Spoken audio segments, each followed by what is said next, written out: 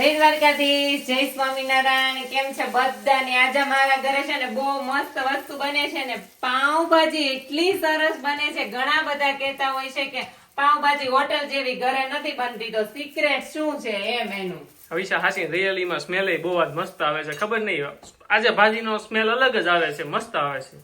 આ પાવભાજી બની છે, સાથે જો જર્મનીના પાવ છે. અહીંયા કઈક છે ને અલગ જ આવા પાવ આવે છે. પણ મિત્રો અહીંયા આવા પાવ મળે એ મોટી વાત. આમ જો ભાજી જેવા જ ભાજી યારે ખાવાના બ્રેડ એવા જ લાગે છે. હા, અને સાથે જો અહીંયા પુલાવ બને છે, તો પુલાવ નું છે ને બધું રેડી થાય છે. અને ભાજી બની ગઈ છે. ચાલો તમને છે ને હવે સિક્રેટ બતાવું કે ભાજીનું સિક્રેટ શું છે. એવું તો કેવું સિક્રેટ તો ક્યારની મંડાણી છો.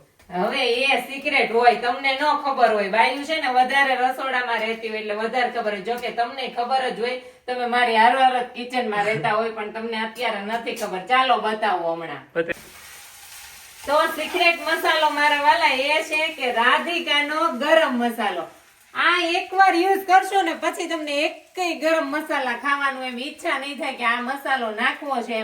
આમાં મેં આ વખતે પાવભાજી બનાવી છે ને, એની આગળ પણ બનાવી હતી. એમાં છે ને મેં કોઈ જાતનો પાવભાજીનો મસાલો નહોતો નાખ્યો ને ખાવાની એટલી મજા આવે છે ને કે તમે વાત ના પૂછો. એટલે આ તારું એવું કેવું છે કે આ મસાલો ગમે એમાં નાખી, બીજું કઈ નાખવું જ ન પડે. અને જો સાથે મસ્ત પુલાવ બની ગયા છે. પુલાવમાં નાખ્યો તો થોડોક મસાલો કે? હા, પુલાવમાં નાખ્યો તો. અને આમ જો આ છે ને જીરાક એટલી મસ્ત સ્મેલ આવે ને આની કે બાજુવાળા ભૂરિયાને એમ થતું હશે કે આ કયો મસાલો. કેમ કે મિત્રો તમને લાગે, બધા કહેતા હોય છે ને કે વિદેશ વાળા બહુ મસાલા ન ખાય. એ વસ્તુ હાવ ખોટી છે. હું એકવાર તમને વિડીયો અપલોડ કરીશ કે અહીંયા કેટલી જાતના મસાલા મળે છે. અહીંયા મસાલા મળે? અરે અહીંયા દુનિયાભરના મસાલા મળે છે. અને જો અહીંયા જો મારા મસ્ત જો પુલાવ રેડી થઈ ગયા છે. અને સાથે છે આમ જો ખાવામાં ચાર ચાંદ લાગી જાય ને એવો સરસ. આમ જો મને એમ થાય કે હોટલની પાવભાજી છે ને પાછી પડે.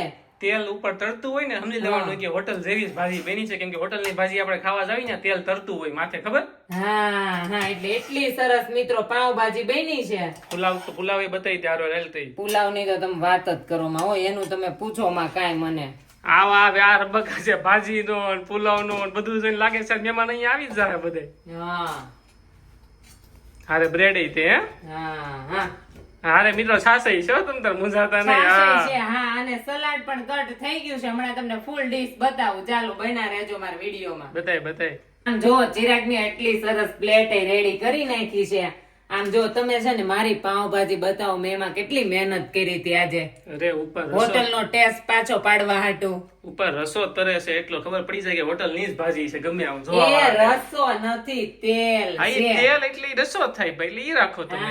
હા, રસો પાછા ઘણા એમ કહે કે પાણી નાખ્યું હોય એટલે. ના ભાઈ ના. જોઈ લ્યો મિત્ર, આમાં કોઈ કેતો ખરી પાણી આવું ન હોય પેલી વાત ઘી. અને આટલો સરસ ટેસ્ટ આવે ભાઈ, કાઈ નહીં ઘટે. સ્મેલ થી ને એમ થાય છે કે હવે ખાવાનું તો દૂરની જ વાત રહી. તો ખરેખર મસાલો મંગાવ્યા જેવો છે એમ ને? હા, રાધિકાનો મસાલો મંગાવવાનું ભૂલતા નહીં. એટલે આમ કેવું નેચરલ ખાતા હોય એવું જ લાગે આમ તમને. આમ કેવું તમને હોટલ નો ટેસ્ટ ભૂલાઈ જાય. ઘણા બધાને છે ને પાવભાજી ફીકી પણ લાગતી હોય. અમુક ને એવું હોય કે ભાઈ ઉપર તેલ તરતું નથી એટલે લોકોને મજા ન આવે ખાવાનું. અમુક ને એવું હોતી અને આપણી જ ઘરે છે કે હાલ તેલ તું થોડુંક નાખ. આપણે બટર ને તેલ ને નાખીએ છીએ ને ચિરાગ એટલે ઉપર આવે. બાકી ઘણા બધાને છે ને નો ભાવે, આમ ફીકી લાગે પાવભાજી. પણ મિત્રો છે ને તમે એકવાર રાધિકાનો ગરમ મસાલો ટ્રાય કરજો. અને છે ને પાવભાજી ની પૂરી રેસીપી જોતી તો મને કોમેન્ટ કરી દેજો. એટલે આમ જો નેક્સ્ટ વિડીયોમાં તમને આખી રેસીપી આપી દઈશ. અને આટલું સરસ છે ને જમવાનું છે ને મારા ઘરે બની ગયું છે. તું હોનાની થાળીમાં ખાશો? હો, આપણે આની હાટું ખાવા હાટું તો જીવીએ છીએ એટલે હોનાની થાળી મંગાવી લીધી છે. આમ જોવો છે ને બધા મિત્રો મારા ઘરે પાવભાજી ખાવા આવી જાઓ. અને મિત્રો તમારે ત્યાં કઈ પાવભાજી વખણાય છે ને કોમેન્ટ કરીને મને જરૂરથી કહેજો. મોત લઈ લો એમ હું પણ. ઓહો, બહુ મજા આવે છે. તમે વિડીયો બનાવો તમને પણ પાણી આવી જાય મોઢામાં, એટલી સરસ સ્મેલ આવે છે ને. વિદેશની ભૂમિમાં પેલા તો પાવભાજી, પુલાવ છે, છાશ હોય ને સલાડ હોય, શું જોઈએ બીજું? સાચી વાત છે. જો આપણે ઇન્ડિયામાં તો આવું બધું ખાતા જ હોય છે, કેમ કે બહુ બધી શાકભાજી મળી જાય છે.